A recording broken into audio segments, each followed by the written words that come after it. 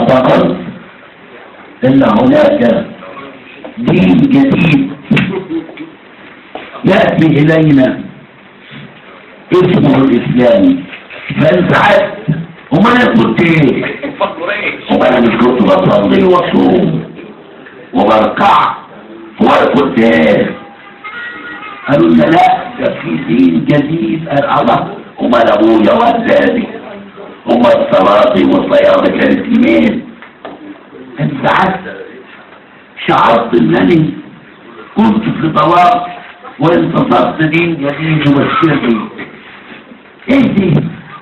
ومن هذا الذي يملك ان يدخلني الجنه والنار؟ من في ايده هذا، من في ايده يكفرني ويجعلني من المؤمنين، وانا اعلم انه الله. لا الملك الثانيه ازاي؟ ده انا اعلم ان ربنا سبحانه وتعالى هو الذي يعلم ما في النفوس، هو الذي يعلم ما في الصدور. قالوا لنا لا، وناس ثانيه ازاي؟ انا عشت في حاله موتيه غير صحيه ان يحدث هذا، ان يبشرون بهذا ويجعلون كنا نعيش بضلال، وأتوا يطهرون ويجعلونا من المؤمنين، ومساجدنا موجودة قبل أن تلدهم أمهاتهم. إذن نحن كنا من المؤمنين، إحنا كنا من المسلمين. وما اللي بيحصل ده حوالينا ده شيء آخر. هو ده اللي أنا هتكلم فيه دلوقتي.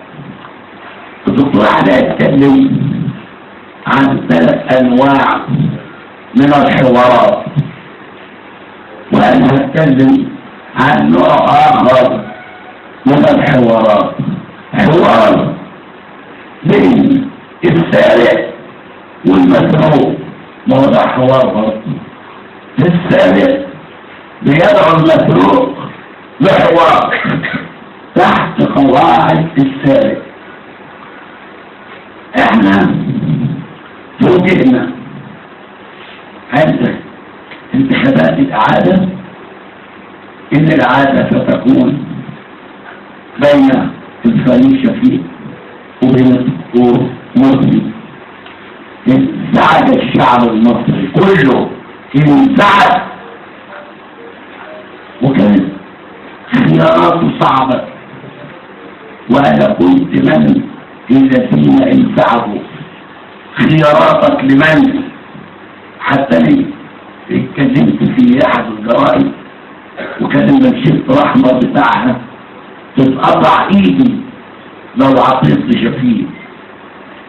من كمان في حيرة، دعيت الناس ان ما تروحش، وبعد يومين دعيت الناس لحاجات تانية الا شفيق، لأنني كنت لا أريد أن أعيش مجتمع ما قبل 25 يناير، مجتمع ما قبل الثورة. أنا يا جماعة يعني ما أقدرش أتباهى فيه، لأني رحت المعتقلات 11 مرة. على فكرة أنا جيت المنطقة قريبة هنا اسمها محفر أكثر من 10-15 مرة في مؤتمرات جماهيرية. وكنت ما تعرفوش المعاناة اللي بنعانيها عشان نوصل للمنطقة دي وعلشان نرجع تاني بلدنا. وكنا بنتكلم وكبار، خلي بالكم أغلب ما تصفونه كتير منهم من الثوريين الكبار. اسألوهم كنتوا فين يوم 24 يناير، بلاش يوم 25. البلد دفع الثمن كثير، والدم اللي فات وانتوا سمعتوه من ولاد الامهات والامهات كان كثير. مش الدم اللي فات عشان اعيش العيشه اللي انا فيها دي، لا، سال الدم علشان نعيش حياه افضل.